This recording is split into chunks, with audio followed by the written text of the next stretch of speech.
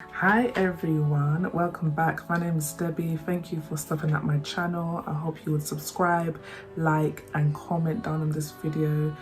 Yesterday was World Suicide Prevention Day, which was the 10th of September, and I thought I would come in this video and share some warning signs with you about what to look out for someone that has suicidal thoughts, and then some helpful ways to respond if someone comes to you to say that they are suicidal. So I hope this video helps you, gives you some clarity and understanding. But if you are watching my video and you are suicidal or have suicidal thoughts, I really urge you to tell someone you trust, tell your GP, tell a professional, and if there's absolutely no one that you can tell, please DM me on Instagram. And if you need to speak to someone urgently, if you type in Google suicidal prevention, a number will come up, usually a number local to where you live and where you're at. So please take action immediately if that is you. But in this, I'll first of all start off with some warning signs to look out for someone, whether it's a friend of yours, a family member, or someone you work with. Some warning signs if that person is, struggling with suicidal thoughts. And then I'll end with some helpful ways to respond if you notice these signs or someone brings you that sort of information.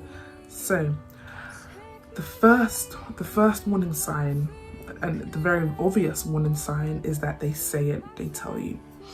Now, I know there's sometimes an idea out there that some people may throw words like, I don't want to be here, I'm dying, and assume that people are doing it for care-seeking reasons. But I assure you that if someone says it, that you should take it seriously and still respond. If they tell you they want to die, if they tell you that they're having thoughts to kill themselves, I would take it seriously. It's better to be safe than sorry. So if they say it, if they say they haven't got a reason to live, if they say words like, I'm a burden to others, I have nothing to live for, that is the first warning sign. It's their speech, it's what they're saying. The second warning sign is the feelings that they feel. What are the feelings that they feel? Do they feel angry? Is there an overwhelming sense of guilt and shame? Are they feeling hopeless, as if life has just been so terrible, they have nothing to look forward to? Do they speak of words about feeling lonely or even feeling trapped? Do they say words like that? Is there an increase of feeling anxious or feeling extremely low in mood? That's all part of the feelings. And also another feeling is an unbearable pain. And that pain can be emotional pain, physical pain, mental pain. But these are some of the feelings that someone that is suicidal would feel. And thirdly, it is their behavior. What is their behavior? Are they acting irrationally? Are they behaving in a dangerous manner? Driving dangerously? Running into traffic? Taking drugs, taking alcohol? Is this something that they are doing? Is their behavior changed? Are they eating or sleeping more? And I had a video about depression, loneliness and suicide, talking about the differences. So is there a difference in their behavior? And lastly, have they researched it? Have they researched methods about suicide? Have they researched methods about how to kill themselves? These are the three major warning signs. And the fourth, which I didn't plan to say, but for some people, there's also a calmness and an ease. For someone that's thought out about killing themselves and researched it, and they're happy with the decision that they've made, there's also a calmness, and they may speak about sending farewell, they may say goodbye, and it might feel random, but they're happy with the decision and they're happy with the plan and they're calm about it. So please, that is a fourth warning sign that people actually don't actually realize because it's not obvious. So if a person is calm and at peace because they're ready to die, that's also a warning sign. And so some helpful ways to respond if a loved one comes to you saying they have this speech, they talk about some feelings like this, and you've seen a change in their behavior and they've come to you, the first thing you want to do is just be willing to listen. Be willing to listen and take it all in. Be willing to actively listen. And a good way that you're actively listening is when you can repeat back what they've said. You can repeat back what they've said and interpret it in the right way. You can interpret what they've said.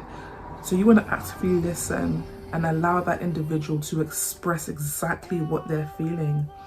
And you want to ask questions back and be very direct and open to what they're saying so that you know that you've heard them correctly. Because the last thing you want to do is pass on information that is inaccurate, because that's dangerous and scary and overwhelming for people that receive that news.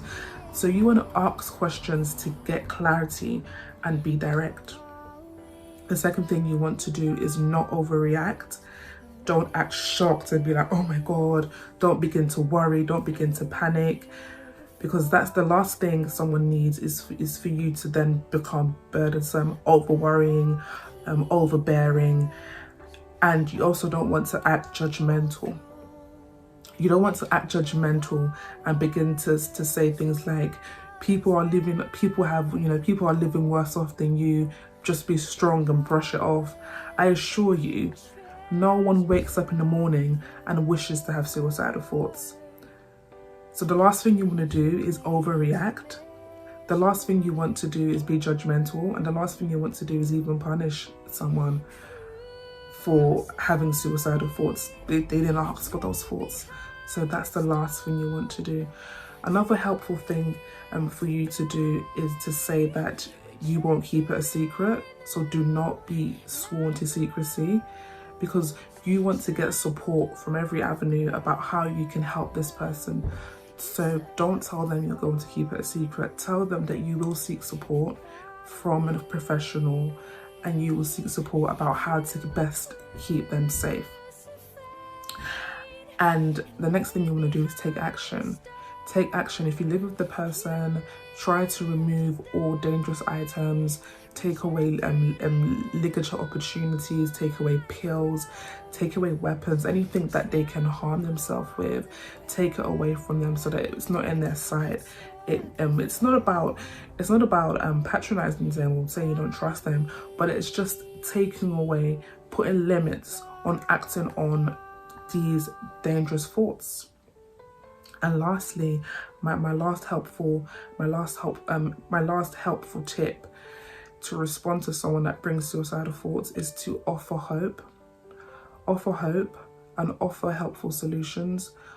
Offer them the chance to perhaps seek a therapist.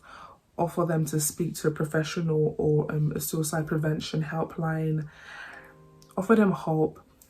Me personally, I would offer prayer and some scriptures that I can pray with them. It's not about me just saying, oh, pray about it and read this scripture. Offer to support them in the process of coming out of that, because it's such a scary place to be in. So I hope this video was helpful. I hope the warning signs that I explained is something that you can look out for if you have concerns about a loved one. And those helpful ways to respond, I hope that you would take it into action, and also just have proactive conversations with people. If you've noticed that someone has withdrawn, if you've noticed that someone has completely ghosted you or just ghosted completely, they're not acting normal, reach out to that person, find out how they're doing, and just be open to the conversation. If you're a parent and you have a child that's withdrawn, just create opportunities to have conversations with them. Ask them how their day's been, ask them how school is going, and if you're both adults, just create an opportunity to have that conversation. So thank you for watching to the end. Please subscribe, like and comment, and leave your comments down below.